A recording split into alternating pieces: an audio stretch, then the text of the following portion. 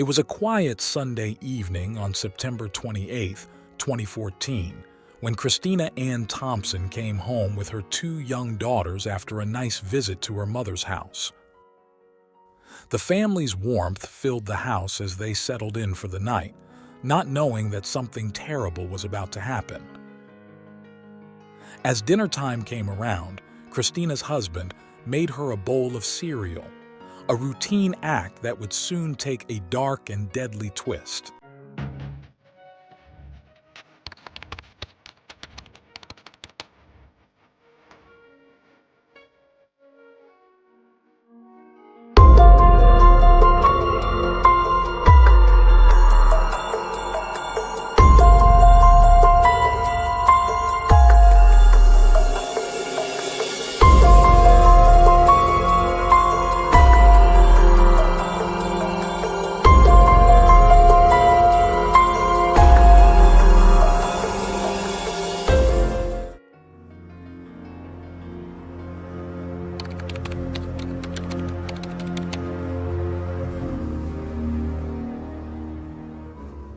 Christina Ann Thompson was born on September 16, 1978, in Flint, Michigan, into the loving home of Katie and Harvey Ann Thompson.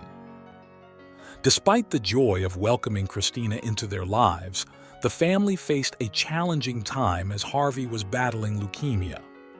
Doctors, aware of the potential genetic risks, advised the couple to monitor Christina's health closely.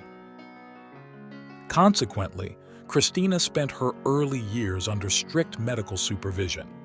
Tragically, just before Christina reached 9 months old, her father passed away.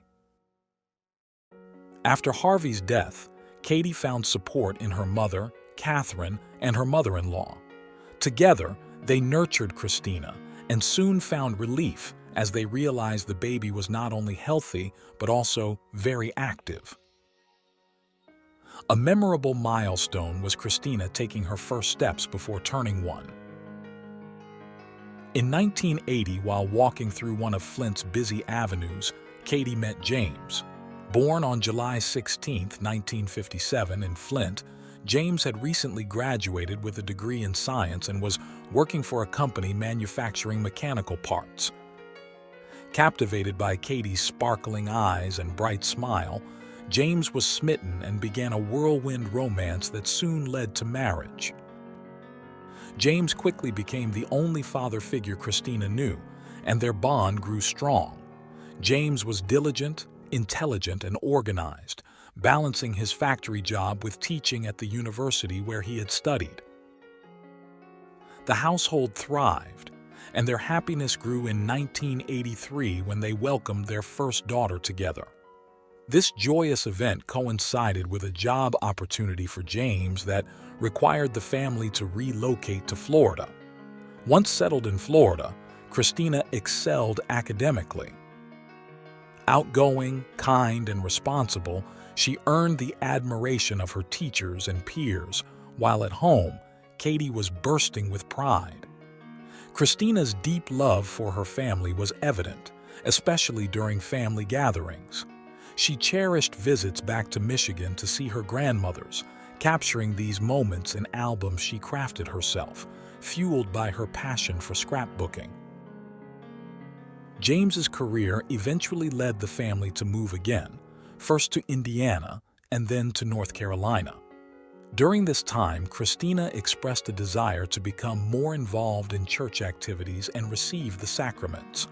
Her growing faith became a family affair, with weekly church services becoming a routine. In 1993, the family finally returned to Michigan, settling in a house in Davison. Soon after, Katie gave birth to their third daughter. By this time, Christina was in high school, where she took up swimming. Her interest in sports grew, and she became an avid fan of Michigan's hockey and baseball teams, often gathering her family to watch games together at home. When Christina graduated high school in 1996, she chose to enter the workforce rather than pursue a university education. She secured a job at a fast food chain located within a hospital. Despite her youth and inexperience, Christina's natural charm and service-oriented mindset quickly endeared her to both her co-workers and superiors. She enjoyed her work so much that she even considered building a career in the industry. 2 years later, at a party, Christina met Jason Thomas Harris. Born in Davison in 1974, Jason was one of 3 children born to Teresa and James Harris. Although only 4 years older than Christina, Jason had already experienced much, including a divorce and fathering 2 children from his previous marriage. Jason worked as a laborer in a plastic manufacturing factory. Although he had a more reserved and even shy demeanor compared to Christina, this difference did not stop him from pursuing her after their initial meeting.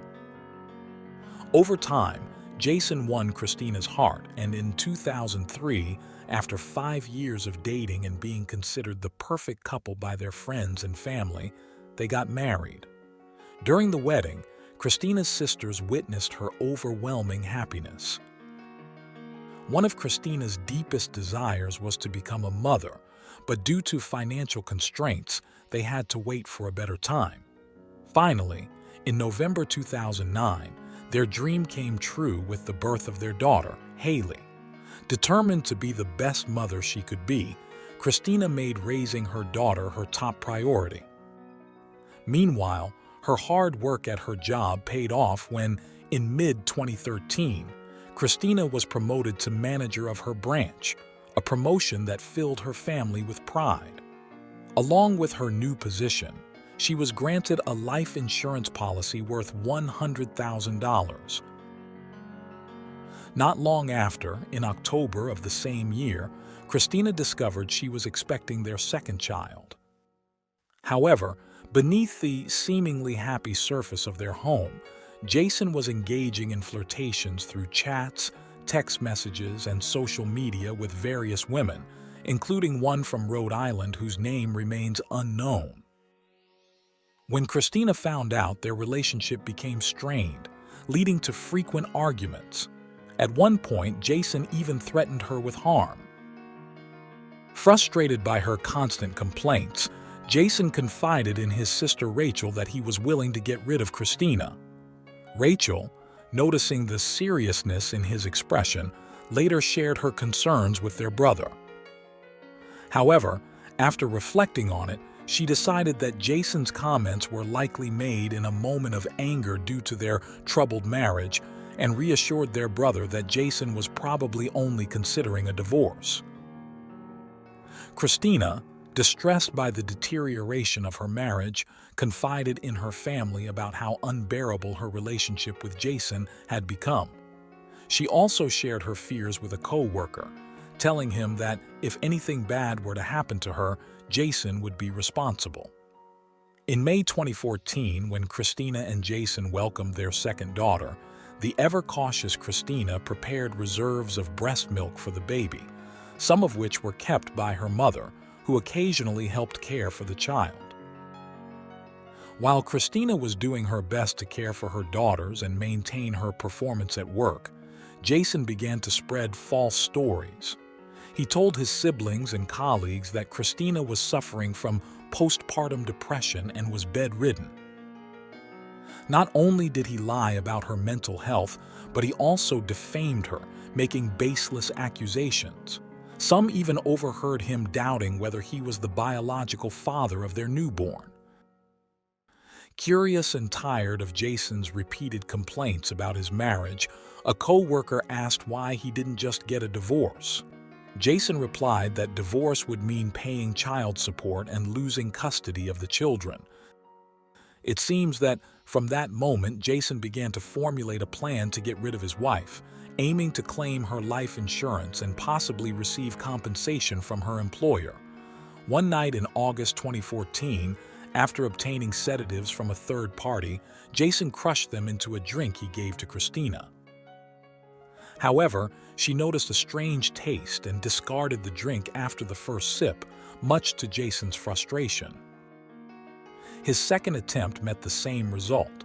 Determined not to abandon his sinister plan, Jason asked a colleague named David, for a drug that wouldn't alter the taste. However, after Jason explained his deadly intent, David outright refused to help. The following month, Jason, believing he had found the ultimate solution, hired a man to kill Christina, offering $10,000 in return. But just days later, the man was arrested for an unrelated crime. Frustrated by yet another failed attempt, Jason confided in a co-worker named Zachary about what had happened. Zachary, thinking it was a joke, laughed it off, assuming Jason was merely venting about marital woes. However, Jason's seriousness became apparent when he offered Zachary money to carry out the murder. Realizing the gravity of the situation, Zachary immediately cut off the conversation and distanced himself from Jason. Undeterred, Jason returned to his original idea, this time making sure to purchase an illegal opioid, convinced that it could be mixed with milk and go undetected. On Sunday, September 28, 2014, after spending the afternoon at her mother's house so the girls could visit their grandparents, Christina returned home with her daughters. That evening, as they prepared for dinner, her husband made her a bowl of cereal into which he had secretly mixed a narcotic. Unaware of anything unusual, Christina ate the cereal, and within minutes, she began to feel drowsy and went to bed under the influence of the substance. A few hours later, she showed no signs of life. The following morning, Jason acted as if his wife was merely sleeping, dropped their daughters off at daycare, and then headed to work. Later that morning, he sent a text to a trusted neighbor, asking her to check on Christina since she wasn't answering his calls. The neighbor noticed Christina's car parked outside, but after knocking several times without a response, she decided to enter the house. Upon reaching the bedroom and seeing Christina lying in bed, she texted Jason to ask if she should wake her up. Jason replied that Christina was probably just very tired and that he would come home right away. However, as the neighbor moved closer, she noticed Christina's pale appearance and immediately contacted emergency services. While paramedics were on their way, the neighbor also called a nurse who lived nearby. The nurse arrived first and confirmed that Christina was rigid and had no pulse. When the police and paramedics arrived, it was clear there was nothing more they could do. Later that morning, when Jason returned, he entered the house without speaking to the neighbor who had tried to help. Those present noted that he seemed neither worried nor affected by the severity of the situation. When interviewed by the police, Jason explained that the previous night he had served his wife a bowl of cereal. He noticed that she had difficulty holding the spoon and even spilled some of the cereal, so he suggested she go to bed. He claimed that he followed her to bed and that when he woke up in the morning, he found her lying beside him, showing signs of a restless night. However, since he had to go to work, he left her to rest. A quick inspection by the officers revealed no evidence in the bed or sheets that anyone other than Christina had slept there. Afterward, Jason called his in-laws to inform them of Christina's death. In shock and devastation, they struggled to understand what had happened, as Christina had seemed full of life just hours earlier. Meanwhile, Jason, showing little emotion, waited for the officers to leave, dismissed the concerned neighbors who had come to offer support, and stayed alone in the house. Taking advantage of the quiet, Jason called his wife's supervisor and, while recounting the morning's events, inquired about how to claim Christina's life insurance policy. That night, as on many others, Jason exchanged messages with one of the women he often flirted with. This time, the conversation included details about his wife's recent death. Yet, the woman on the other end of the line detected no hint of sorrow from the newly widowed man. Later that Monday, as Jason stood by the front door of the house, the neighbor who had tried to help Christina approached him, intending to offer comfort. To her surprise, Jason instead began to speak ill of Christina, prompting the neighbor to leave shortly after. The next day, Tuesday, September 30th, 2014, Christina's family went to the police department, urging the officers to conduct a more thorough investigation, convinced that Christina's death was no accident. It wasn't just her immediate family who made this plea. Jason's siblings also went to the station to inform the authorities about the troubled relationship between Jason and Christina and to share details of Jason's dark intentions. However, since these were merely rumors, the police explained that they couldn't take action without solid evidence. In the meantime, to the astonishment of his neighbors and before the funeral had even taken place, Jason moved one of his mistresses into the house. Shortly after, his older children also came to live there. However, Christina's parents and sisters were unaware of any of this. When family and friends gathered on Saturday, October 4th, 2014, for Christina's funeral service at Katie's request, attendees did not bring flowers but instead made donations to help support her daughters. Just a week after Christina's death, Jason, accompanied by his mother, went to his wife's workplace to start the process of claiming her life insurance. That same day, he also collected a $20,000 widow's policy from his own employer. Despite his ongoing affair, Jason remained in contact with the woman from Rhode Island, and on October 9, 2014, as soon as the funds appeared in his account, he bought a plane ticket to meet her in person. A few days later, before leaving for his trip, he left his younger daughters in the care of his older kids. After a short stay, Jason returned home. That same week, on Wednesday, October 22, 2014, a urine sample led the forensic pathologist to conclude that Christina had died from an accidental overdose, likely due to recreational opioid use. However, no needle marks were found on her body, nor was there any drug paraphernalia at the scene. This report deeply upset and confused Christina's mother and sisters, as they found the hypothesis offensive and completely implausible. Christina not only didn't take medications, but also had never had issues with drugs or alcohol. Knowing Christina as well as they did, her family was certain she would never have engaged in such practices while nursing her newborn daughter. Given these circumstances, Katie became fully convinced that her daughter had been killed by someone else, and both she and the rest of the family's suspicions pointed directly at Jason. Determined not to rest until justice was served, Katie took the lead. The grieving mother began tirelessly sending emails and messages on social media to the county prosecutor, pleading for assistance. At the same time, the entire family was careful not to let Jason see what they truly thought of him. Concerned for the safety of the little girls, whom they believed were in danger under their father's care, they made every effort to maintain a facade of normalcy. To keep a close watch over her granddaughters, Katie went to Jason's house every day to take care of them, just as her daughter would have wanted. During this period, Jason seemed increasingly out of control.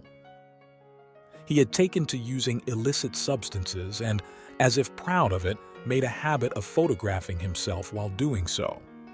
At the beginning of 2015, after testing positive for drugs in a screening conducted by his employer, Jason lost his job. Meanwhile, detectives had been quietly monitoring him for some time without his knowledge.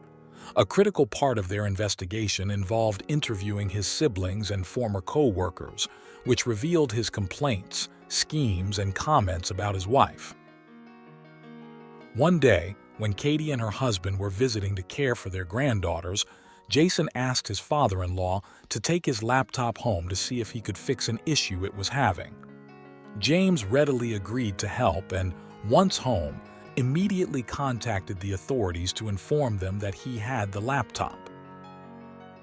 The police swiftly obtained a search warrant. Upon examining the laptop, the first thing they found was a photo of Jason apparently using an illegal substance, the same substance found in Christina's body. This accumulation of what they believed to be damning evidence against Jason only deepened the desperation of Christina's mother, father, and sisters. Exhausted by the lack of consequences, they pressured investigators to finally interrogate the suspect. However, when the officers attempted to proceed, they found that Jason had already hired an attorney who blocked the interview. This setback led the grieving family to take further action, this time in conjunction with the prosecutor. In August 2016, their relentless pressure paid off when the case was handed over to the Michigan State Police. Additionally, the family's attorney suggested that pursuing a negligence lawsuit against Jason might be more effective as a first step than trying to prosecute him criminally. After deciding to follow this course of action, on September 20, 2018, Jason was called to testify under oath. The goal was to finally hear directly from him the circumstances surrounding the tragic event. During questioning, Jason was asked about his notable concern on the morning of September 29, 2014, regarding Christina's condition. He claimed that he simply wanted to know if she had woken up on time. As the questions progressed, the inconsistencies in his story became apparent. He was then confronted with a piece of evidence he hadn't known the authorities possessed, the incriminating photo from his laptop. However, Jason defended himself by claiming that the photo was merely a way to convince his daughters of the dangers and disadvantages of certain substances. By then, Jason's nervousness was palpable, and in fact, by the end of the hearing, he was ordered to pay Christina's family $2 million in damages. Meanwhile, the criminal investigation continued, and by the end of that year, the police had gathered numerous testimonies. Crucially, Katie provided the remaining sealed and uncontaminated breast milk reserves she had stored in her freezer. In mid-August 2019, the same forensic expert who had conducted the autopsy 5 years earlier was tasked with examining the breast milk samples. He found no trace of any substances. Immediately after, he revisited the case file with its updated information. Ultimately, his new conclusion was drastically different from his initial one. In his revised report, he asserted that Christina's death had not been an accident, but was instead the result of actions taken by a third party. As a result, on the morning of Tuesday, August 27, 2019, Jason was arrested and immediately transported to court. There, in the presence of his lawyer, the judge charged him with first-degree murder, solicitation of murder, and delivery of a controlled substance capable of causing death. He was denied bail. Jason, however, pleaded not guilty. In a subsequent press conference, the prosecutor provided a detailed statement on the factors leading to the suspect's arrest. He stated, "It appears that Jason has been living a lie. We believe he laced Christina's cereal and milk with heroin on that fateful morning, after obtaining the substance from someone he thought wouldn't suspect his intentions, much like he had tried to do with his co-workers previously. Finally, after a thorough review of all the forensic evidence and reports, the forensic doctor revised the manner of death to homicide." Jason's trial took place in November 2021. The prosecutor led the case, focusing on convincing the jury that Christina, a devoted mother, wife, and diligent worker who was robbed of her life, was never an illegal substance user. In addition to testimonies from co-workers, family members, and friends, the prosecution heavily relied on the expertise of a forensic pathologist and a toxicology specialist. Both experts testified that it was practically impossible for such a high level of opioids to have entered Christina's system without external intervention. They also pointed out that no drug paraphernalia or residue was found at the scene, which is typically present in overdose cases. As a result, on November 17, 2021, The jury found Jason guilty on all charges. 3 weeks later, on December 10, 2021, Jason was sentenced to life in prison without the possibility of parole.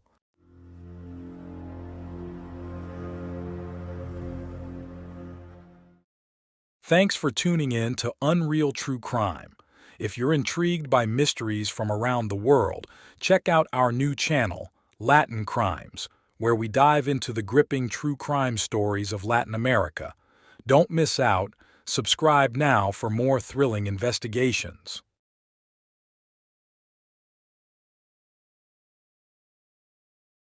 The horrible case of Peter Porco.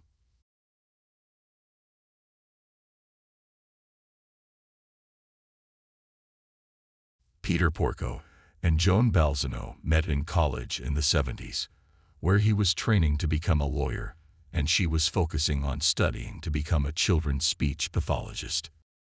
The young couple was very much in love and decided to start a life together. They married in 1974, and since then, they had settled in a house in Del Mar, within Albany County, where they lived for the rest of their lives. Years later, the Porco family grew with the arrival of their first son, Jonathan, in 1981, and 2 years later, in 1983, their second and last son, Christopher, was born. Peter dedicated much of his career to being a prosecutor, but in his later years, when his sons had reached adulthood, he opted for a job that would allow him to be more relaxed and enjoy free time with his wife. Later on, when his eldest son graduated as a sailor and was stationed at the base assigned to him in South Carolina, and the younger Christopher moved to the University of Rochester campus, where he studied biomedical engineering, Peter left the prosecutor's office to start working within the Court of Appeals. By the year 2000, the Porco's place was empty, yet the family never lost contact with each other, especially Christopher, who visited them more regularly because the distance allowed it.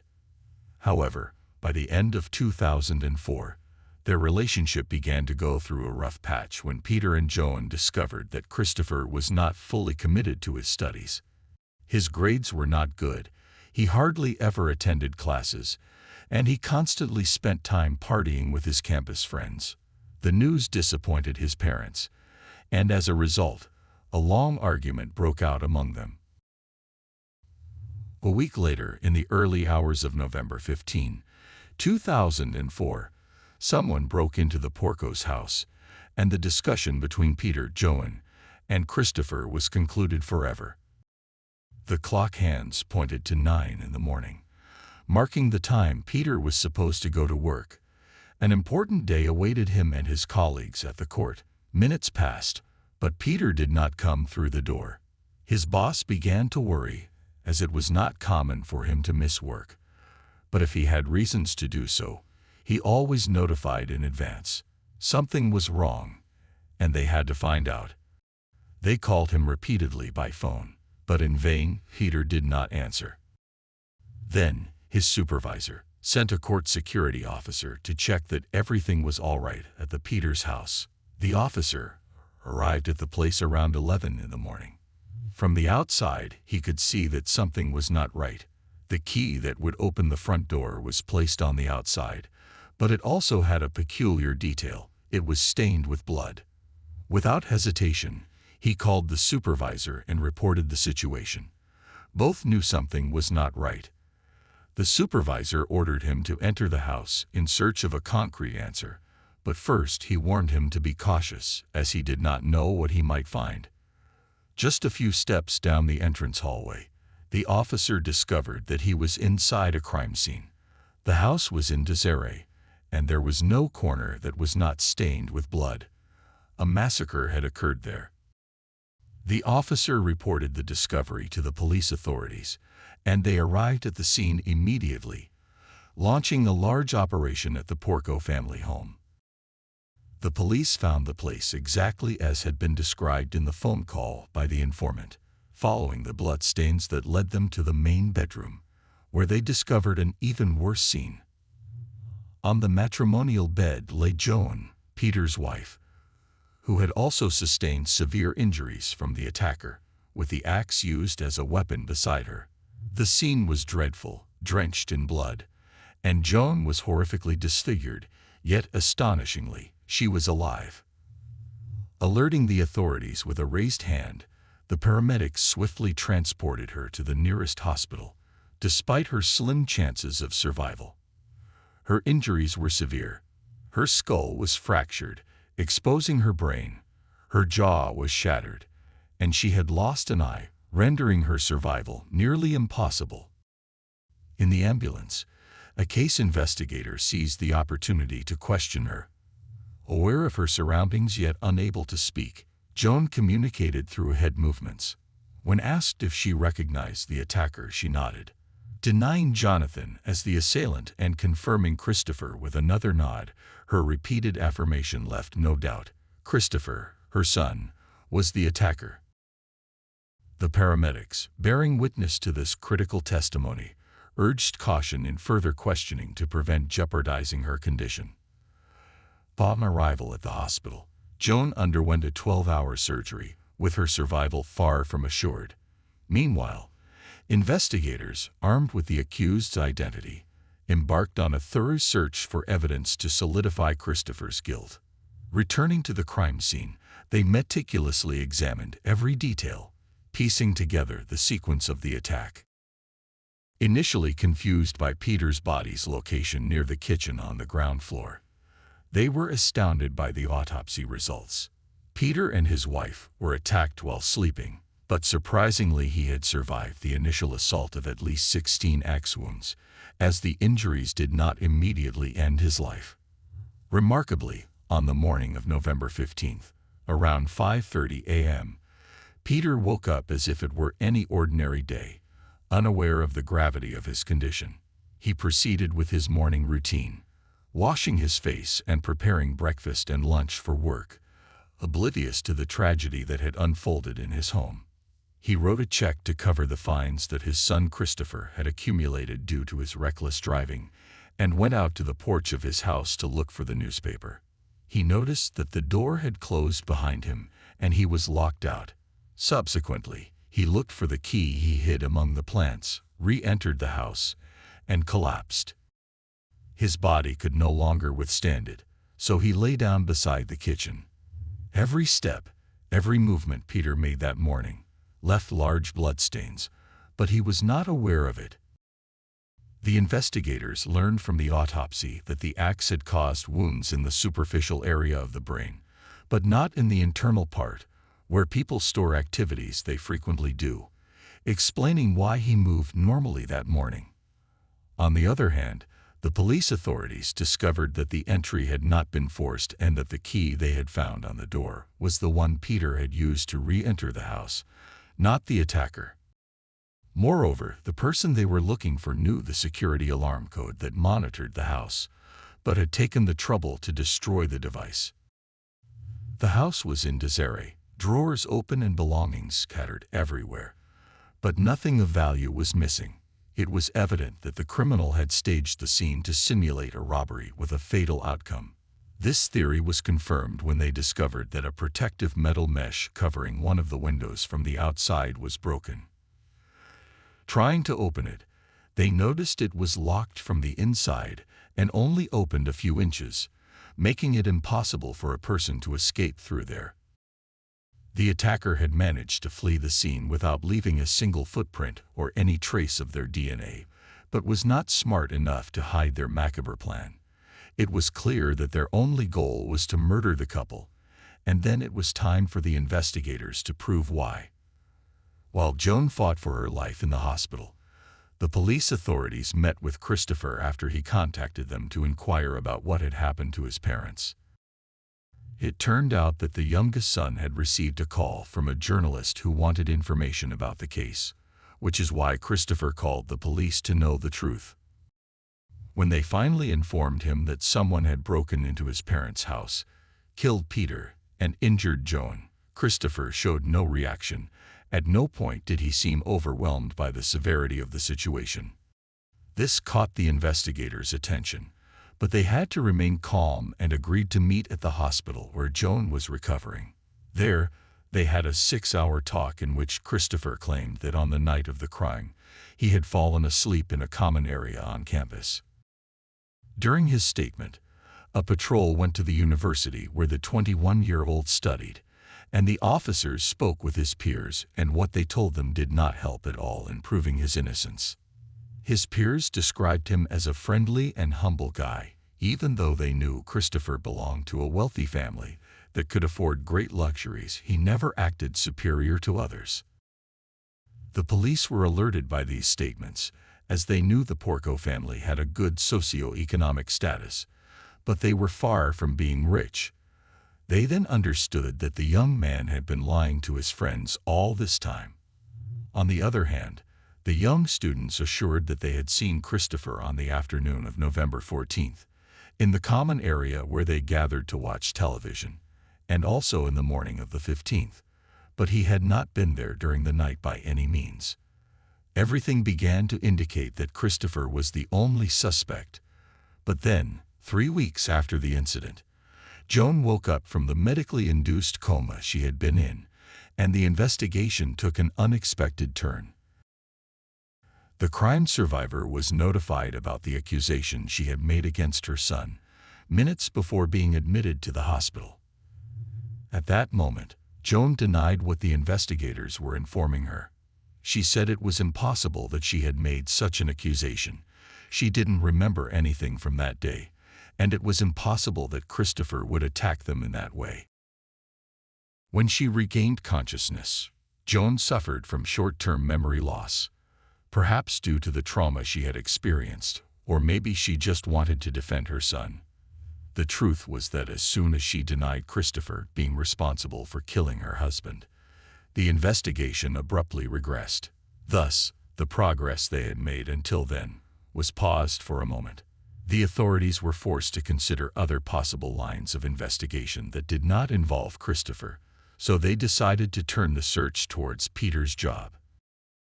Since the man worked in the Court of Appeals, where family cases were usually presented as part of his job, some time ago, Peter had denied a man custody of his children. The violent reaction of that individual was accompanied by murder threats directed at Peter, which numerous witnesses were able to testify. The investigators pursued this theory and met with the possible suspect. However, it turned out to be a waste of time, as the man had a solid alibi. The agents returned to Theory 1. No one knew where Christopher had been on the night of November 15th. They then reviewed the timeline in which the house alarm had been deactivated, marked around 12:15 in the morning. At that same moment, the telephone lines had been cut. Then they knew they were back in operation around 5 in the morning. Furthermore, they accessed Peter's private information, specifically his email. What they found there were clues that brought them closer to their main suspect. Once again, everything led to Christopher. A week before the murder, Peter sent an email to Christopher, informing him that he had learned from his bank that he had taken out a $31,000 loan without his authorization. The man expressed his anger and disappointment in that message for having lied to him, and warned him that if it happened again, he would have to report him. Subsequently, he clarified to his son that Joan, his mother, was worried about his actions, wanted to see him, and that whatever happened, they could solve it. The investigators had found a compelling motive for Christopher to decide to end his parents' lives, but now it was time to find concrete evidence. They went once again to the university and requested access to the security cameras, and that's how they saw the footage capturing the yellow Jeep, which belonged to the suspect, leaving the campus on the night of the 14th, around 10:30 p.m. According to the agent's calculations, if Christopher had driven on the highway, he had enough time to reach his parents' house by 2 a.m. They needed to prove that he was driving the vehicle, so they approached the toll booths on the highway that connected the university to the house in Delmar. The employees assured they had seen a yellow Jeep that night. They remembered it because it was speeding. One of the witnesses said it was a young white male, but still, a piece of evidence was missing to effectively prove it. Then, the investigators embarked on a meticulous job. They knew that those who passed through the tolls received a ticket, which they then had to present at the next one to be charged the corresponding rate. These tickets were stored in boxes by the employees, who always operated with gloves. They requested the box containing all the tickets collected that day and sent them to be analyzed, one by one, in a laboratory in order to obtain Christopher's DNA from one of them. And so it happened. One of the tickets had been handled by the boy. Everything fit perfectly. They finally had what they needed to arrest him. It took the authorities a year of investigation, and in that way, they managed to arrest Christopher Porco for murdering his father and attempting to do the same with his mother. To regain his freedom, he had to pay a bail of $250,000, which paradoxically, Joan Porco and her friends took care of collecting so that Christopher could return to his regular life. The young man moved in with his mother while waiting to stand trial. During this period, Joan continued insisting to the authorities to leave her son alone and raised her discontent in a public letter, which was released in the media. In it, she asked the investigators to stop pursuing her son and to focus on finding the real criminal. But after several more months, the time for the trial came. Christopher arrived at the venue accompanied by his mother, whom he was arm in arm with, and the round of statements began. The prosecution presented all the evidence positioning Christopher as the sole responsible for the atrocious crime, while the defense attempted to exonerate him by questioning certain aspects.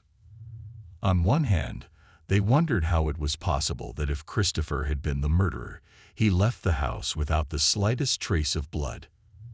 On the other hand, they claimed he could never have driven to his parents' house because no young person has that much cash on hand to stop for gasoline and pay at the toll booths. This was because the opposing side knew very well that the boy had removed the electronic device for toll collection, using cash to avoid being tracked. As absurd as these arguments sounded, the jury still had to meet to determine a verdict, taking into account all the information provided by the investigators. Christopher had a financial motive. No one knew where he had been on the morning of November 15th, until the cameras captured him driving his yellow Jeep, and he was one of the few who knew the code to the house alarm. Additionally, one of the witnesses at the trial was his former boss, the owner of a veterinary clinic where Christopher had worked and where he had learned how to avoid being splattered with blood in surgery. The jury had no doubts at the time of their verdict. On August 10, 2006, Christopher Porco, the younger son of Peter and Joan, was sentenced to a total of 50 years in prison for the murder of his father and attempted murder against his mother. The image of a united family that the Porcos had portrayed throughout their lives ended in the past, with the terrible tragedy they went through at the hands of their youngest son. Christopher's criminal behavior, which they had kept silent and managed to hide for years, finally came to light on November 15, 2004. The whims of the boy, to be someone he was not, to invent a life he didn't have, and a social status he didn't belong to, led him to commit a series of crimes against his own parents. The fatal outcome didn't just happen. To sustain the lies he had told throughout his time at university, he repeatedly stole belongings from his parents and friends, which he then sold on the internet, where he ironically scammed people. When it was time to deliver the products, he didn't, and later he impersonated his brother's identity and used his account to tell buyers that Christopher had passed away. On multiple occasions, he forged Peter's signature to obtain loans from the bank, and so financed the yellow Jeep truck. When he had no way out, he decided to murder them to keep the money and assets of his parents. Even days before the act, he approached a financial investor for advice, as he would soon receive a large sum of money that he wanted to invest. The case of Peter Porco clearly shows how far a person lacking feelings, but full of greed can go. It also highlighted the impeccable work of the investigators, who, even with the victim against them, used all their tools, and even more, to finally do justice for Peter Porco. This case still causes controversy within the community, with some believing that Christopher's conviction was fair, while others believe he was not the author of the terrible murder. And that's the end of today's case.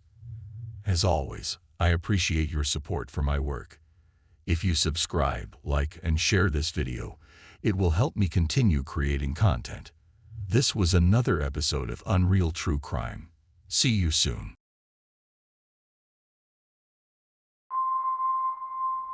Day after day, we are surrounded by the presence of criminals. We are spectators to the deepest darkness in human actions, and the bizarre reality that someone's suffering can be a form of pleasure.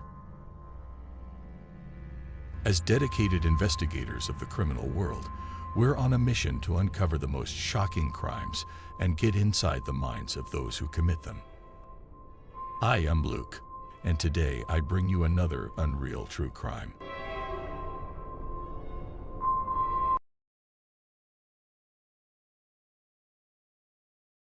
The horrible case of Elliot Rodger.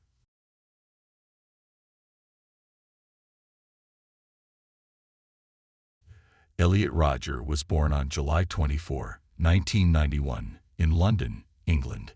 His parents were Peter Rodger and Lee Chin Rodger, both very young at the time of conceiving the child, and while growing their professional careers. Peter was dedicated to photography, but dreamed of becoming a renowned filmmaker in Hollywood. Lee Chin was a young woman from Malaysia who had come to the United Kingdom to work as a nurse on film sets. Thanks to her job, she had the necessary contacts to fantasize about the idea of moving the family to the United States, where big dreams come true. George Lucas, no less, was a close friend of Lee Chin. In the years following after Elliot's birth, the family prepared for the big move, and after the arrival of their fourth member, Georgia, in 1996, they finally embarked on the journey that changed their lives. That year, the four of them took their belongings and settled in California, close to movie stars and huge recording studios. A new chapter in the life of the Rodgers began. However, not everyone was pleased with this change. For the first time, sadness appeared within Elliot. For him, the happy days had been left behind in London. But after a brief period of adaptation, he was ready to become the happy child he once was.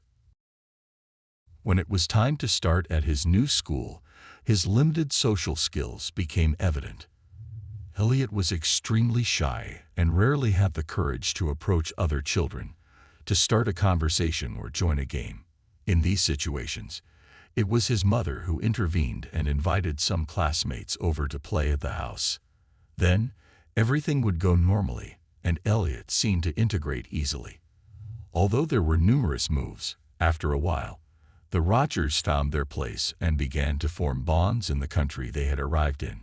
The adults had their friends, their dream jobs. Elliot was doing well in school. Everything seemed to be going as planned.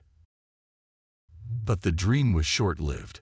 By the time Elliot turned 7, the fights between Peter and Lee Chin became more frequent. The situation became unbearable, and after a few months, the couple decided to separate. This event significantly affected Elliot's emotions and behavior. The child began to feel resentment towards his father, especially when, shortly after, he introduced him to his new girlfriend. He couldn't believe what he was doing to his mother. He refused to go to his father's house because he was hardly ever there, and he had to spend time with his father's new girlfriend, whom Elliot felt was trying to impose rules as if she had authority over him. But other, more important issues were on his mind, and soon his parents' breakup became a secondary concern. What really obsessed him was figuring out how to make friends and be seen as a popular kid. He observed from a distance the behavior of the classmates he admired, wanting to emulate their appearance so others would notice him. Until that point, he had felt invisible everywhere except at home. At home, his mother indulged all his wishes and whims, but outside, he felt that no one acknowledged his existence. He did everything within his power to change this, seeing that his father, a good and successful man, had quickly found a new woman. Elliot concluded that this was the way to stand out among people and eventually become a great seducer. He asked his parents for permission to dye his hair blonde, changed his outfits to urban clothes, like those worn by skaters, bought a skateboard, and started practicing. His plan seemed to be working. For the first time, he felt he could find a group of friends on his own, without the need to talk too much. But at the same time, he was not so good with physical skills. There was always someone better than him. This discovery filled him with hatred. This was the first time he began to experience envy and jealousy. Others seemed to fit perfectly into the world, but for him, it seemed an impossible task to accomplish. Unfortunately, this thought began to completely take over his mind, plunging him into a vicious cycle of resentment. By the time he reached adolescence, his obsession took another turn. The idea of getting a girlfriend and losing his virginity began to occupy his head all day. He knew that day would come. Each day, his group of friends demanded him to do something he didn't want to do. He himself claimed that he was desperate to catch the attention of women, to receive the love that had been denied to him so far, to lose the virginity that made him look as a loser. Time kept passing, and he was still unable to achieve his goal. He couldn't understand why women didn't notice him, why they didn't choose him and preferred to go out with unoriginal boys, only dating good-looking guys whom he considered stereotypes. After constant frustrations, which accumulated from failed attempts to relate to other people, he immersed himself in the world of video games. There he found an escape from the harsh reality he faced daily. He distanced himself from the few friends he had managed to make with the help of his mother, and fully delved into the parallel universe of role-playing games, losing interest in everything else. At school, they began to bully him for being the quiet and calm boy, and also mocked him for his fear of talking to women. When the situation became unbearable, his parents decided to change his school. However, this measure turned out to be even worse, as he was sent to a school with a larger number of students than the previous one, which caused him overwhelming anxiety. At that establishment, he also suffered bullying from his classmates. He then begged his parents not to send him back to that place. Complying with his request, they decided to send him to a smaller, part-time institution. Elliot felt more comfortable there, but still, none of his classmates were to his liking. The hatred for people was already entrenched in him. He saw himself as superior to others, who were incapable of noticing him. For this reason, he believed he was doomed to a lonely and miserable life, while other boys his age lived their lives fully, partying, having intimate relationships, and socializing with friends. The envy and jealousy he had begun to feel during his childhood took over his body, filling him with fury and hatred towards all humanity. These thoughts led to several episodes of crying where he expressed being fed up with his life. The experiences that had led him to constant frustration and the new family his father had formed eventually plunged him into a deep depression. Although he refused to leave his room, his parents decided to take him to a psychiatrist. The professional prescribed medication, but Elliot refused to take it, insisting he was not sick. Nevertheless, the first signs that something was not right began to appear. When it was time to go to university, his parents thought it would be a good idea for Elliot to live on the campus of the University of California. Perhaps being away from his family, the boy would find a way to relate to people his age without the intervention of his mother or any other adult. However, once again, the plan did not turn out as expected. Elliot lived with other classmates, but he didn't even engage in conversation with them. He found it impossible to share his space with others. Everything seemed to be an attack on him. Moreover, reality hit him hard again. The city where he lived was full of young people having fun day and night, walking hand in hand with their partners, and he couldn't even approach anyone. He then thought that, although he hated them, the only option to get a girlfriend was to become like one of them. He took advantage of his parents' good economic position to build a personality based on wearing designer clothes, driving a high-end car, and flaunting the money he had, to be seen as a sophisticated, cultured, and fascinating man. To do that, he had to become rich, and the easiest way to do it was by betting on lottery tickets. He invested the money his parents sent him, learned gaming strategies, and dedicated his time to achieving his goal. But once again, his plan did not come to fruition. It was impossible for him to contain the rage he felt seeing others have the life he desired and believed he deserved. He then began to frequent websites to learn how to seduce women. By clicking on some alternative links, he arrived at a portal where hundreds of men in the same situation shared their frustration and blamed women for their discomfort. However, he saw these men as losers and did not feel he belonged to that category either. His insistence on fulfilling his whim seemed to have no end. On one occasion, learning about a party organized at one of the fraternities, he took the courage to go, even though he had not been invited. Beforehand, he drank vodka in his university room, and then went to the place. When he entered the house, he saw people talking among themselves. But once again, they did not notice his presence. He drank a few more glasses there, hoping someone would approach him. Then he noticed an Asian boy having fun, and anger overwhelmed him.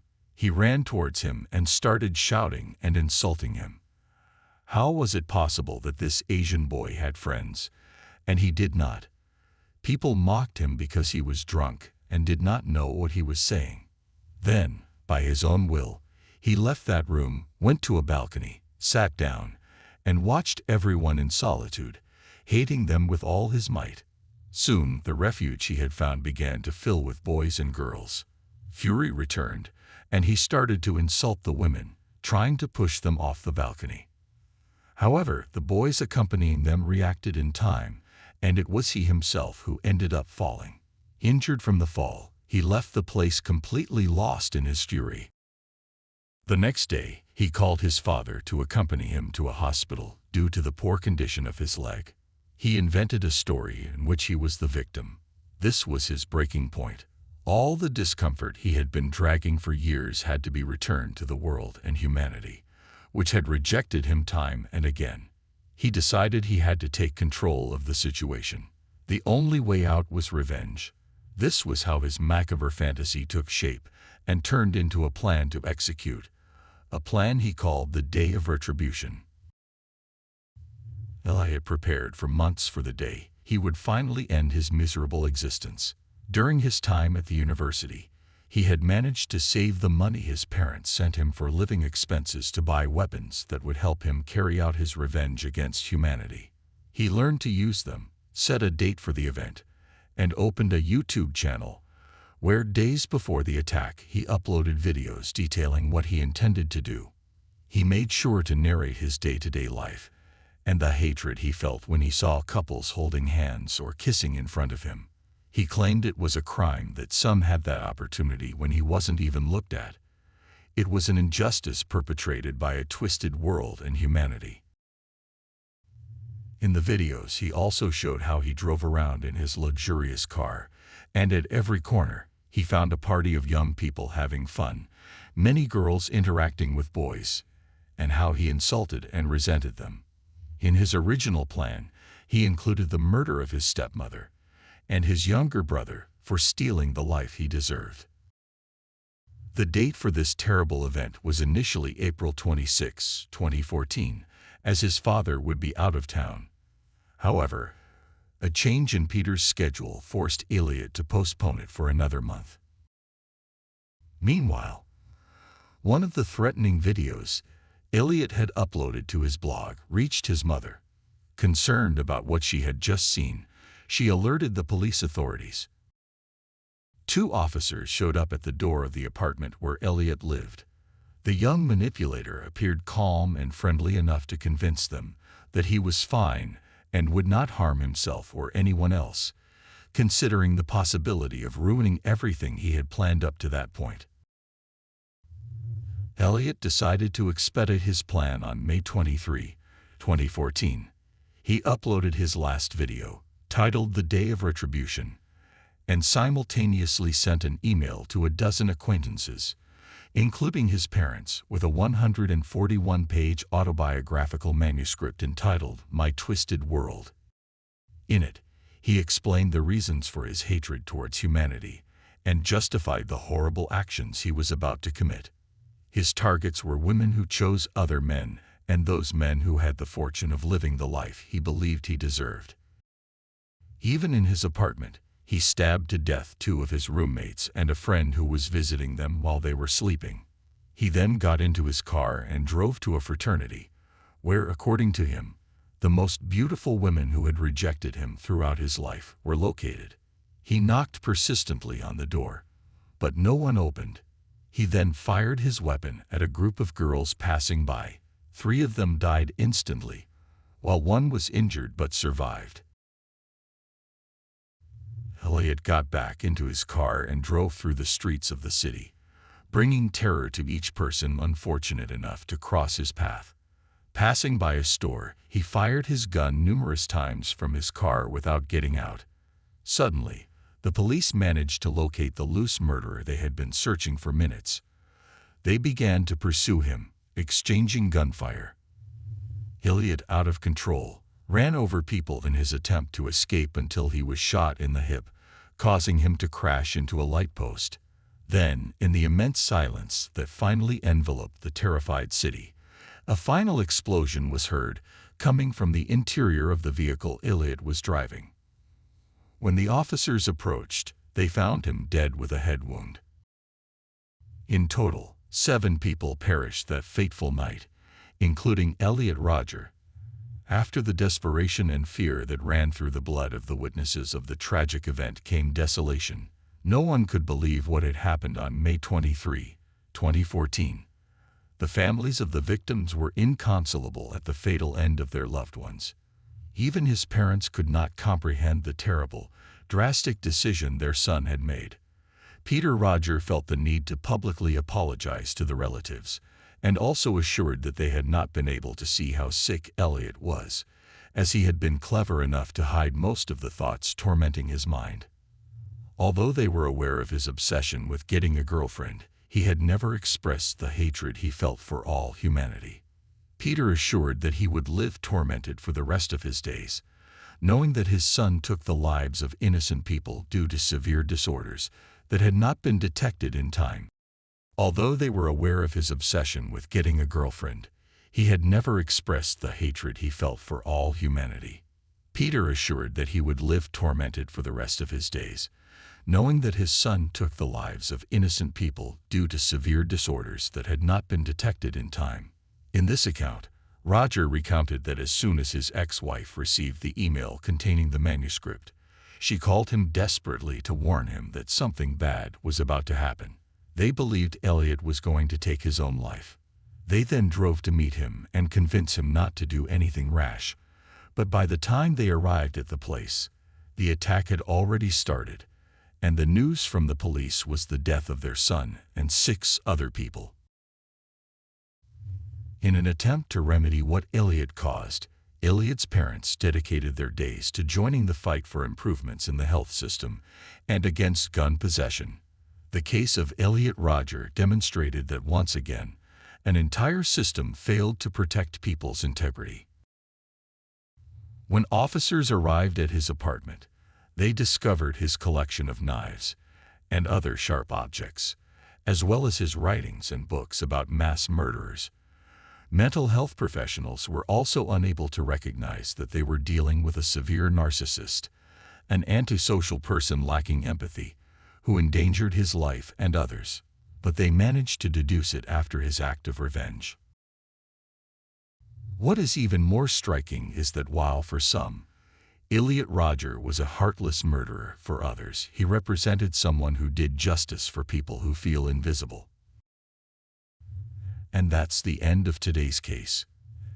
As always, I appreciate your support for my work. If you subscribe, like, and share this video, it will help me continue creating content. This was another episode of Unreal True Crime. See you soon. Day after day, we are surrounded by the presence of criminals. We are spectators to the deepest darkness in human actions and the bizarre reality that someone's suffering can be a form of pleasure. As dedicated investigators of the criminal world, we're on a mission to uncover the most shocking crimes and get inside the minds of those who commit them. I am Luke, and today I bring you another Unreal True Crime.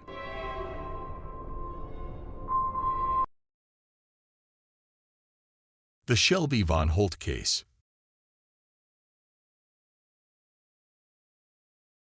Shelby Erin Von Holt was a cheerful young girl born on September 7, 2000, in Fort Wayne, Indiana, USA. Shelby was the second child in a family that included her mother, Shauna Hartman, father Toby Von Holt, older sister Peyton Hartman, and younger siblings, Devin Von Holt and Isaac Von Holt. Shelby graduated from Troy Center High School in 2018. Over the next 2 years, she worked at a steakhouse and other places while contemplating her desired career path. She seemed to be leaning towards a therapeutic field, although she hadn't yet decided the exact specialty. Living life like any other 20-year-old, Shelby's cheerful personality made her the life of every party. She was ever smiling, loved to dance, sing, and spend time with friends. Interestingly, Shelby was living independently, although the reasons or circumstances for this remain unclear. Although she wasn't particularly active on most social media platforms, her presence on Facebook was notable. She frequently posted cheerful photos, many of which included moments shared with her young niece, Camila, the daughter of her older sister, Peyton. According to her mother, Shelby met another young woman named Valerie Rose Hardick on Facebook. Though Valerie, at 22, was slightly older, the two reportedly never had a close relationship. Little is known about Valerie's life, but it has been rumored that she had a troubled childhood, questionable associations, and potentially some mental health challenges. On June 20, 2021, at 6:48 p.m., a 911 dispatcher received a call from a distressed woman. She managed to convey that she was injured and said that Valerie shot her. Whether she provided her address or if the police traced the call is unclear. However, shortly after, officers from the Fort Wayne Police Department arrived at a residence where Shelby resided. Upon arriving at the scene, officers forced entry into the residence and found Shelby barely conscious, suffering from multiple gunshot wounds, surrounded by a substantial pool of blood.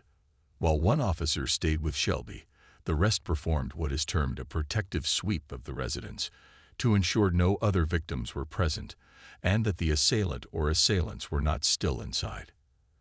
As they awaited the arrival of an ambulance and local firefighters, the officers attempted to provide first aid. A sergeant asked Shelby if she knew who had shot her. She identified Valerie as the perpetrator of the attack. Soon after, emergency medical personnel took over Shelby's primary care, rushing her to the nearby hospital. She was conscious, in critical condition, but still alive. Meanwhile, Shelby's family was informed of the incident, and Fort Wayne Police Department officers began gathering potential evidence from her home. A significant piece of this evidence was a doorbell camera. After an immediate review of its footage, a person of interest was identified, though details were not publicly disclosed at the time. A public appeal was made, urging anyone with pertinent information related to the case to contact the police department or provide details anonymously through Crime Stoppers. In a twist of fate, the day after Shelby was critically injured, a disturbing incident occurred roughly 50 kilometers away in Ohio. Around 10:30 in the morning, the local police department received several calls about a suspicious-looking young woman loitering around a convenience store situated at a gas station. Eyewitnesses claimed she had been wandering inside the store and near the gas pumps for about an hour, appearing to try and glimpse the credit card numbers customers were using for their purchases. But that wasn't all. The police county had already received a call from a man who reported the same woman seen earlier at the convenience store. He claimed she had pointed a gun at his back. Shortly after, with precautions taken, police officers arrived at the gas station where the woman was still present, and they proceeded to apprehend her without any violent incidents. The woman was identified as 22-year-old Valerie Rose Hardick. She was in possession of a 9mm handgun, which according to reports matched the weapon used in the assault on Shelby. The name Valerie was the one uttered by Shelby when identifying her attacker. To further solidify the suspicions, Valerie's car was the same one captured by Shelby's doorbell camera, seen leaving the scene moments before the injured young woman's emergency call. Despite the ongoing investigation, Valerie was booked and transferred to the county correctional facility, awaiting her arraignment in the local municipal court. Meanwhile, Shelby was desperately clinging to life. 8 9mm bullet wounds had severely injured her chest and abdomen. Doctors had placed her in an induced coma, doing everything in their power to save her. Regrettably, 3 days after the brutal attack, on June 22, 2021, Shelby's body succumbed to the injuries, and she was declared dead. According to media reports, Shauna, Shelby's mother, mentioned her daughter passed away after undergoing 4 intricate abdominal surgeries that didn't produce the hoped-for outcomes. Shelby received 20 blood transfusions, and the medical prognosis was always grim. If she had survived, doctors believed that Shelby's legs would need to be amputated. One might wonder what could drive a 22-year-old woman to murder another young woman so viciously. Based on the limited details, the only motive the investigators disclosed was jealousy. It was alleged that Shelby was dating a young man to whom Valerie had a strong attachment, although his identity was never revealed. Valerie was charged with criminal assault and aggravated threats. Initially detained in Ohio, she was set a bail of $100,000 for threatening a man at the gas station with a firearm. After the initial legal proceedings in Ohio, Valerie was transferred to Allen County to face charges for the murder of Shelby. In a private ceremony, Shelby Von Holtz's remains were memorialized at a funeral home on June 29, 2021, after which they were cremated. As the judicial process for the murder unfolded at the beginning of 2022, Valerie Rose Hardick entered a plea deal. She pleaded guilty to the murder of Shelby, citing a mental illness as a defense. As part of the agreement, the prosecution dropped an aggravating charge related to the use of a firearm during the commission of the crime, which could have added an additional 20 years to her sentence. Having pleaded guilty, the sentencing hearing was the only step left. This took place in September 2022 in the Superior Court of Allen County. As agreed, Valerie entered her plea as guilty but mentally ill. During the hearing, Valerie's defense attorney tried to present mitigating circumstances. He detailed Valerie's challenging upbringing, marked by the death of her stepmother, abuse from a stepbrother, and a history of mental health issues. However, the prosecutors highlighted the trivial motive of jealousy that led Valerie to take Shelby's life. The prosecution also emphasized Valerie's criminal history, noting its escalation over time. They pointed out that when Valerie murdered Shelby, she was on probation, part of an alternative program due to previous charges. Throughout the hearing, Valerie displayed erratic behavior. At times, she appeared coherent and fully aware of the situation, while at other moments she seemed nervous, distracted, and even smiled at Shelby's family.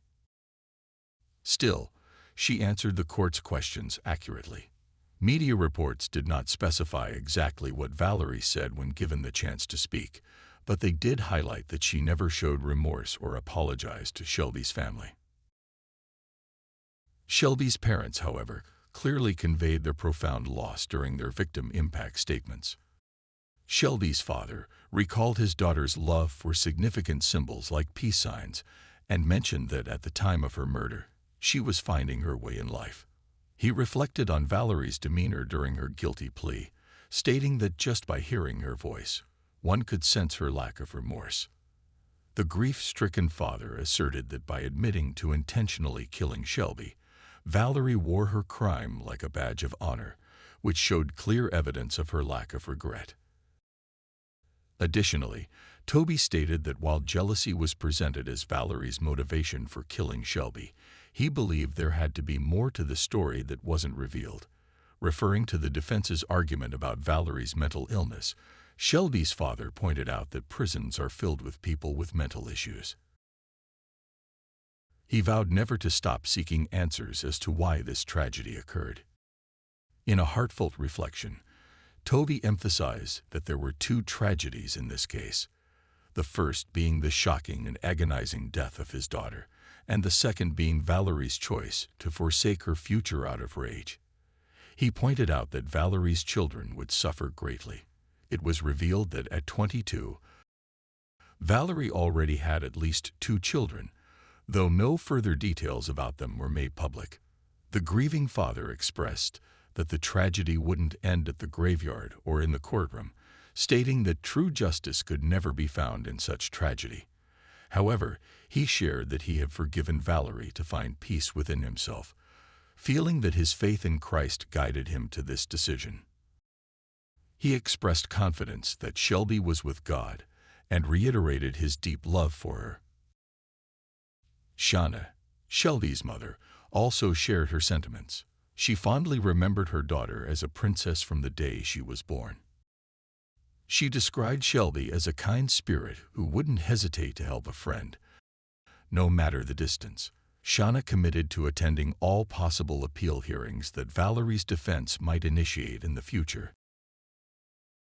Shauna shared the torment of the memory of her lifeless daughter and the helplessness she felt being unable to protect her. All she could do was lay her head on Shelby's chest as her daughter lay in a medically induced coma. She publicly acknowledged her daughter's courage, as Shelby had managed to name her assailant twice and fought valiantly for her life after being attacked. Shauna detailed Shelby's severe injuries, explaining that her heart was racing so fast that her body couldn't sustain it. Shauna mentioned she didn't seek compensation for her daughter's medical expenses, which amounted to nearly $500,000, as these were waived upon Shelby's death. Funeral expenses were around $15,000, but Shauna expressed that she didn't believe she would ever receive compensation and didn't want any money from Valerie. Holding back tears, Shelby's mother expressed that memories were all she had left. She wished she could trade places with her daughter, noting that there were days when the grief was so intense that she couldn't bring herself to get up. After the presentations by the legal representatives and the victims' family statements, the court awaited the verdict from the judge. Given the plea agreement under Indiana law, the sentence could range between a minimum of 45 years to a maximum of 65 years, with the average being 55 years. Valerie's defense asked for the minimum sentence, highlighting various mitigating factors, while the prosecution sought the maximum. Before announcing his decision, the judge stated it was evident the murder was premeditated and Valerie was fully aware of her actions, which was further evident when she fled to Ohio.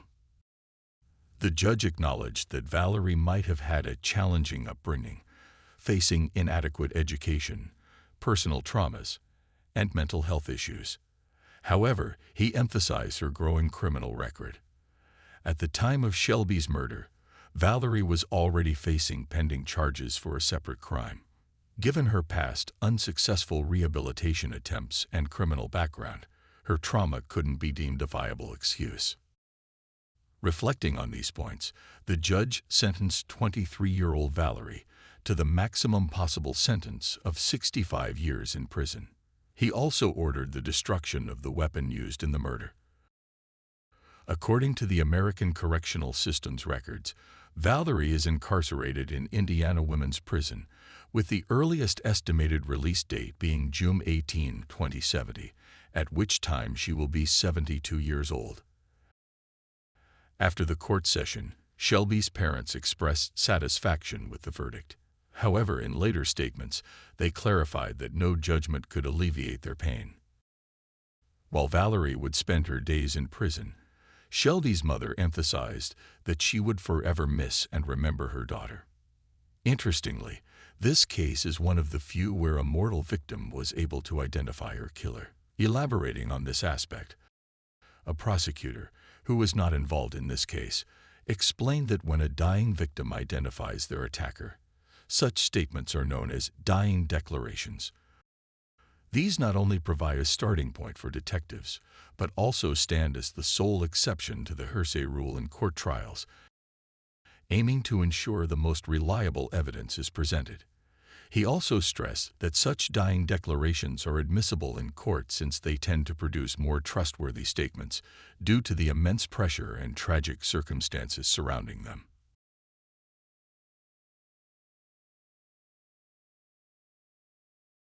And that concludes today's case review. Share your thoughts in the comments. We genuinely value your insights on these cases. If you like this video, don't forget to leave a thumbs up, subscribe if you haven't already, and share this video with those you think might find it interesting. We'll see you in another episode of Unreal True Crime. Goodbye.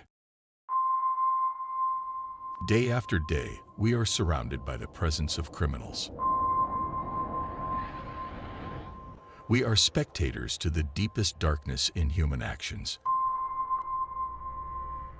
and the bizarre reality that someone's suffering can be a form of pleasure.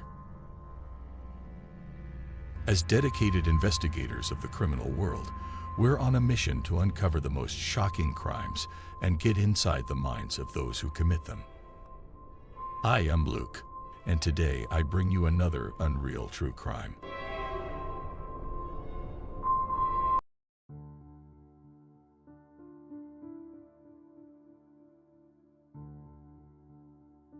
The Mysterious Case of Jonia Berry.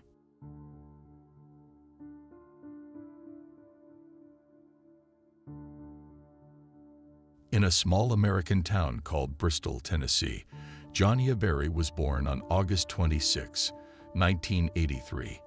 She was a happy and friendly person who had many friends and loved to have fun at parties. When she was in school, she was also part of the local cheerleading team. After finishing high school, Jonia went to East Tennessee State University to study psychology and criminology. During her college years, she met Jason White, and they became a couple, eventually getting engaged right before they graduated. In late 2004, when she was 21 years old, Jonia decided to get a master's degree in psychology. This led her to move temporarily to Knoxville, another city, for her studies. While studying, she worked part-time at a children's educational center and discovered her passion for helping children. Her boyfriend, Jason, continued his studies in a different state, working towards a law degree. Even though they were far apart, they stayed in touch and planned their wedding. In Knoxville, Jonia initially stayed in her friend Jason Amami's apartment.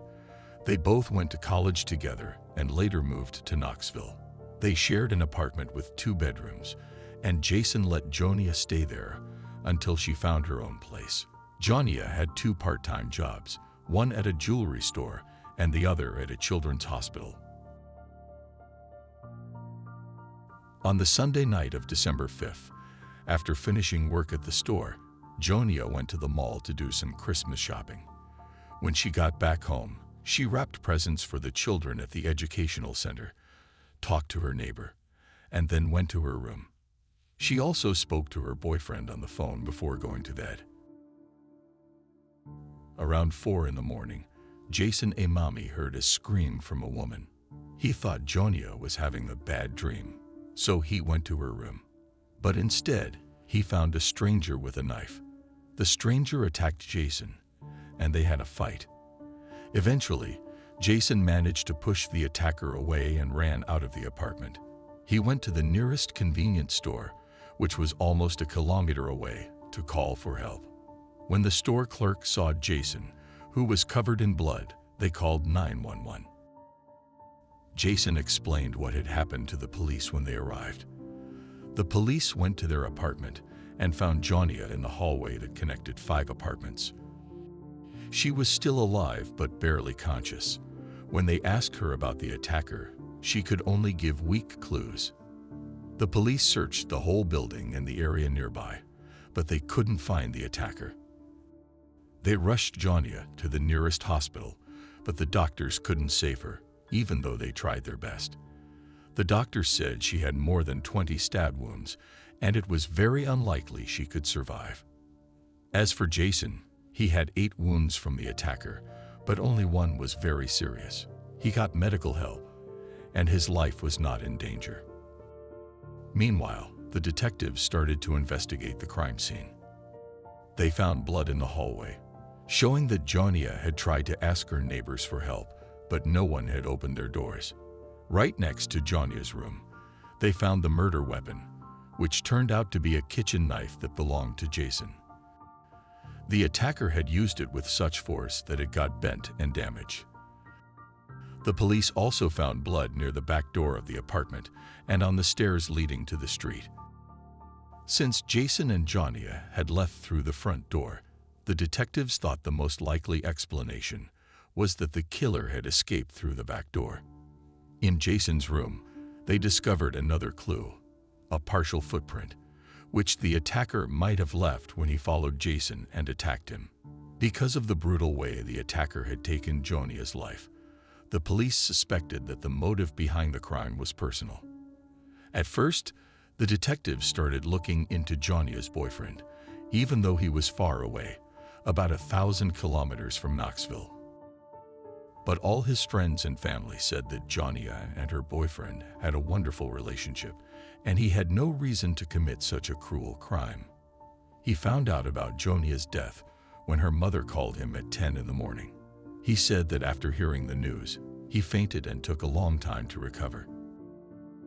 He was in no condition to do anything, so he had to ask his neighbor to help him book a plane ticket and pack his suitcase. The investigators carefully checked his alibi and realized that he couldn't have physically traveled to Knoxville and back by morning. So, they ruled him out as a suspect and turned their attention to Jonia's neighbor instead.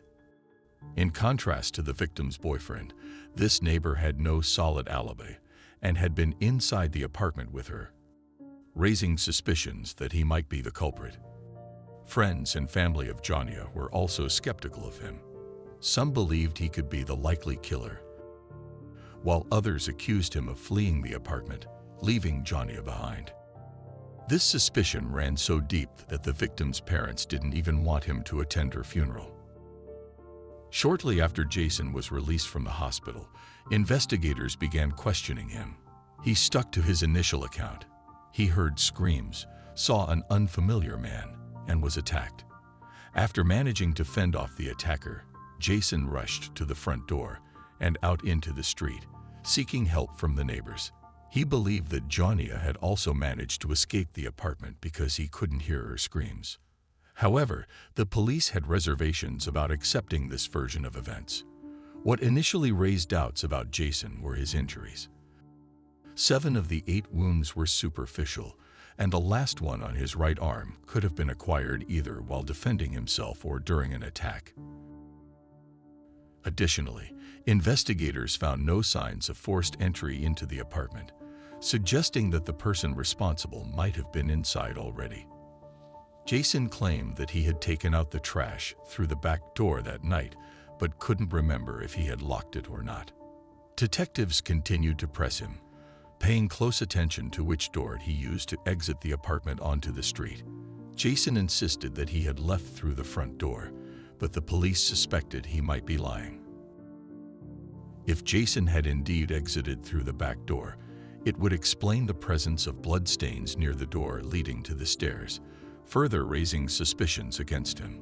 Moreover, the police accused him of using and selling illegal drugs and of being aggressive when he couldn't get his fix.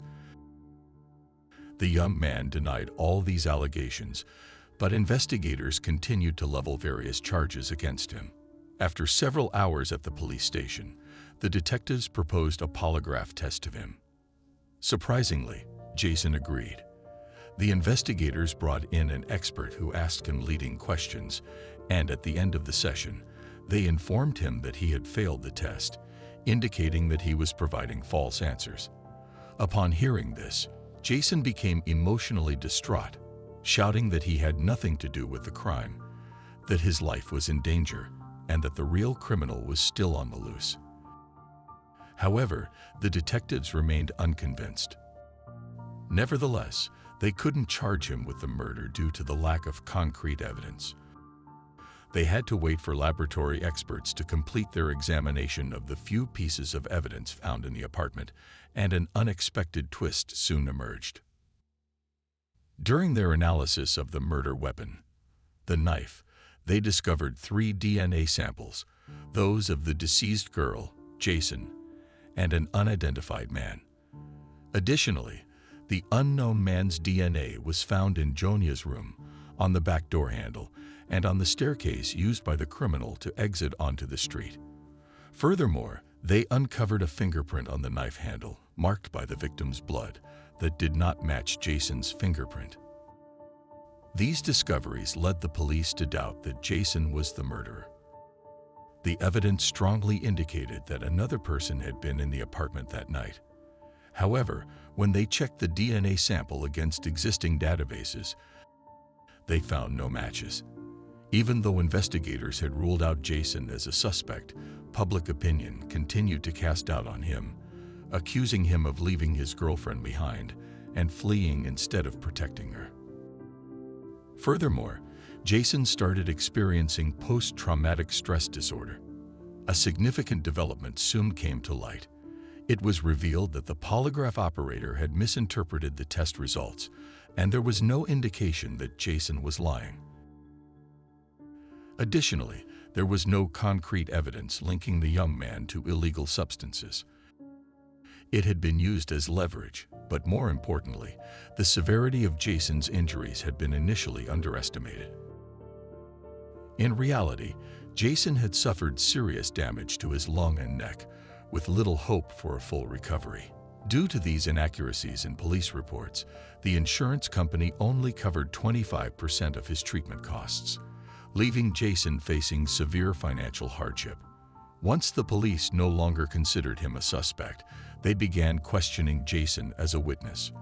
From his account, they managed to create a rough description of the attacker. The situation was complicated by the fact that Jason hadn't gotten a clear look at the assailant's face. The apartment was dimly lit, and the attacker had pounced on him as soon as he exited the room. The investigators also stumbled upon something intriguing in Jonia's room: a cap, along with discs, and a stereo player near the back staircase. Initially, they thought these items might belong to either the victim or Jason, but Jason denied any connection to them. According to him, none of these items were in his apartment, suggesting they were left behind by the killer. The investigators shared a rough sketch of the suspect with the media, and after it was publicized, the police received hundreds of leads. People reported individuals who vaguely resembled the sketch, prompting detectives to pursue each of these leads. One lead stood out to the investigators. They learned about a group of teenagers in the area who had been breaking into houses with the intent to steal.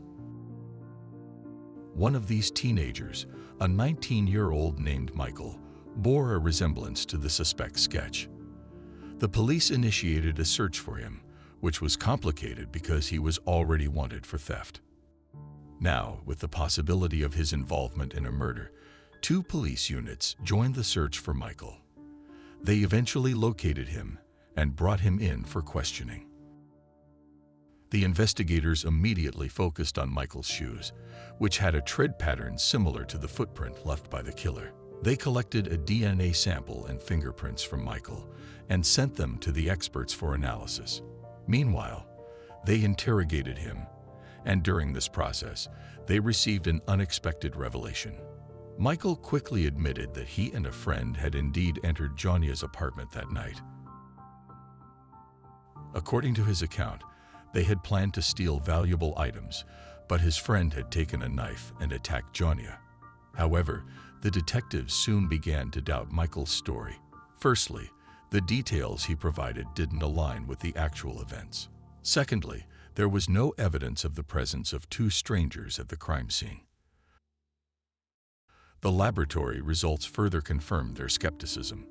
Michael's DNA and fingerprints did not match those found at the murder scene. The same held true for his shoes. The tread pattern did not match the one in Jason's room. Ultimately, the police concluded that Michael had fabricated the story. While it may sound unusual, such false admissions occur relatively frequently in high-profile cases. Some individuals falsely claim guilt for various reasons, including seeking attention or hoping for a reward for information. It remains unclear what motivated Michael, but his story turned out to be entirely untrue. Following that, investigators interviewed over 1,000 potential suspects and gathered around 400 DNA samples, but none of them matched the evidence. Early in the investigation, a reward had been offered for information leading to the case's resolution.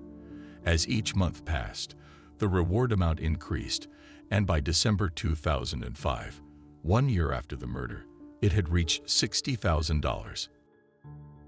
Adding to this, the state governor chipped in an additional $20,000 from his own funds, drawing even more public attention to the case. Despite the abundance of leads, all of them eventually led to dead ends, and the case remained unsolved for several years. In 2007, the victims' parents decided to take action by seeking changes in state legislation. They found it perplexing that the fingerprints and DNA of the murderer were not in any databases. Given the brutality of the crime, the parents refused to believe it was the perpetrator's first offense. They later discovered that, according to Tennessee laws, fingerprints and DNA samples were only collected from convicted criminals. Jonia's parents were determined to change this. They played an active role in crafting a new law that mandated the collection of these samples from all individuals arrested for violent crimes. Authorities supported this initiative, and the law was enacted in May 2007. 2 months later, a breakthrough occurred in the case. The police arrested Taylor Lee Olson, a 22-year-old, for violating the terms of his probation. Olson had a long history of criminal activities, primarily involving theft, check forgery, and auto theft, and he had been arrested multiple times before. Surprisingly, his fingerprints and DNA had never been collected, even though he had a history of run-ins with the law. Olson lived with his girlfriend and their newborn daughter, but his criminal activities persisted. It was revealed that Olson had already come to the investigators' attention 5 months earlier when they received a tip about his possible involvement in the murder. However, for reasons unknown, the police had not pursued DNA samples for analysis at that time. Nevertheless, with his new arrest for probation violation, they finally decided to question him about Jonia's case. Olson eventually confessed his involvement in the murder and willingly provided a DNA sample. When the lab results came in, it was confirmed that Taylor's DNA was a complete match with the sample found in the victim's apartment. Following this, they collected his fingerprints, which also matched the fingerprint on the murder weapon. Olson was subsequently arrested, and detectives began to question him. Initially, Olson said he was not guilty, but he eventually decided to confess to his actions. Taylor claimed that on that night, he had intended to steal Jonia's car, and had entered her apartment through the back door to find the car keys. When he entered her room, she woke up and began screaming. In response, Olson grabbed a kitchen knife and stabbed her multiple times. However, he insisted that he hadn't intended to kill anyone, and it had all occurred accidentally. Detectives had doubts about the truthfulness of some details and leaned towards believing that Taylor had premeditated the murder. It was possible that he had been stalking the victim for some time, indirectly supported by the fact that Jonia's friends had reported someone following her in a car. At the time, no evidence was found to substantiate this, but after Olson's arrest, it seemed increasingly plausible. Despite this, there was little doubt about his culpability. His DNA and fingerprints were present on the murder weapon, strongly indicating his involvement. Olson's trial was slated to commence in mid-2008, and by that point, he had already retained a lawyer. Apparently, his legal counsel advised him to retract his confession, and Taylor presented a new version of events to the detectives. Now, he claimed that he had entered Jonia's apartment with his friend named Noah Cox. According to this revised account, when Olson entered Jonia's room to retrieve the car keys, she allegedly woke up, seized a knife, and stabbed him several times. Olson then fled through the back door, while his friend entered Jonia's room, disarmed her, and killed her. This new narrative raised suspicions among the police. They found no fingerprints or DNA from other individuals at the crime scene, making it appear unlikely that anyone else was involved. Detectives awaited the start of the trial, but it never occurred. On March 28, 2008, Taylor Olson took his own life in his prison cell. Alongside him, several suicide notes were discovered, addressed to his family, Jonia's relatives, and the police. In the note to the detectives, he once again alleged that his friend Noah Cox was the actual perpetrator and also apologized to Jonia's family and his own. Detectives continued to believe that Olson was responsible for the murder and repeatedly questioned Noah. However, they found no evidence implicating him.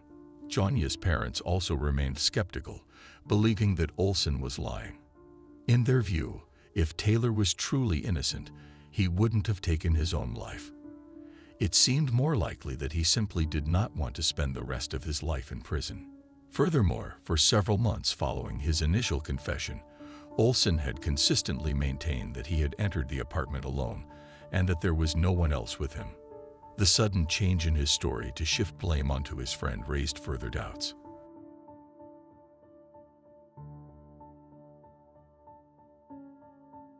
And that's the end of today's case. As always, I appreciate your support for my work. If you subscribe, like, and share this video, it will help me continue creating content. This was another episode of Crime Analysis Central. See you soon.